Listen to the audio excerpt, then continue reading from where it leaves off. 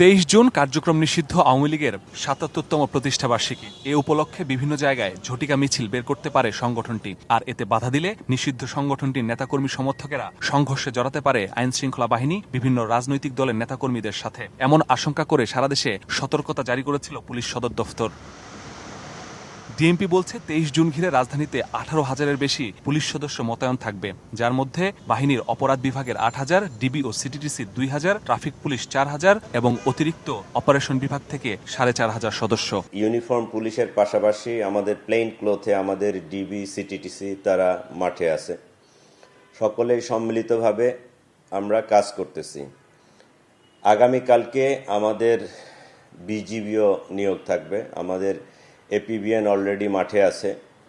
আমাদের ক্রাইম, আমাদের অপারেশন, আমাদের ডিবি, সিটিটিসি সহ অন্যান্য ডিএমপির যতগুলো ইউনিট আছে সবাই সক্রিয়ভাবে মাঠে কাজ করতেছে।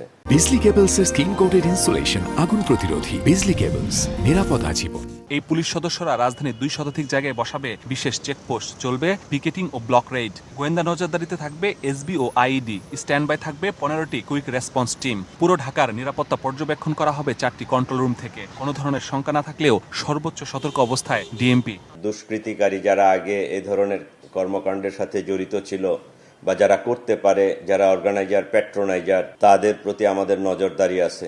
সর্বোচ্চ সচেষ্ট আছি।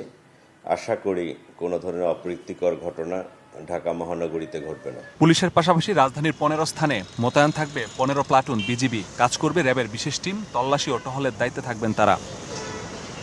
অপরাধ বিশ্লেষক বলছেন, বর্তমান পরিস্থিতিতে আওয়ামী লীগ কর্মসূচির মাধ্যমে বড় কিছু করে ফেলতে পারবে না। তবে জনগণের জানমালের ক্ষতি যাতে করতে না পারে সেদিকে খেয়াল রাখতে হবে আইন শৃঙ্খলা বাহিনীকে। আওয়ামী লীগ হামরি কোনো কিছু করে ফেলতে পারবে সেটি আমাদের কাছে মনে হয় না। এখন যে ঝটিকা মিছিল অথবা তাদের নেতাকর্মীরা যে একত্রিত হচ্ছেন, সেটা তাদের কেন্দ্রীয় নেতারা যারা দেশের বাইরে আছেন তাদেরকে খুশি করার একটা প্রচেষ্টা। অল্প সংখ্যক রাজনৈতিক আবেগের কারণে করছেন, কিন্তু একটা বড় সংখ্যকই কিন্তু অর্থের বিনিময়ে এই ধরনের কাজগুলো করছেন। কর্মসূচির নামে যাতে নাশকতা করতে না পারে সেজন্য গোয়েন্দা নজরদারি বাড়ানোর পরামর্শ বিশ্লেষকের। করারও সুযোগ নেই, করতে দেওয়াটা। মাসুদুর রহমান, সময় সংবাদ, ঢাকা।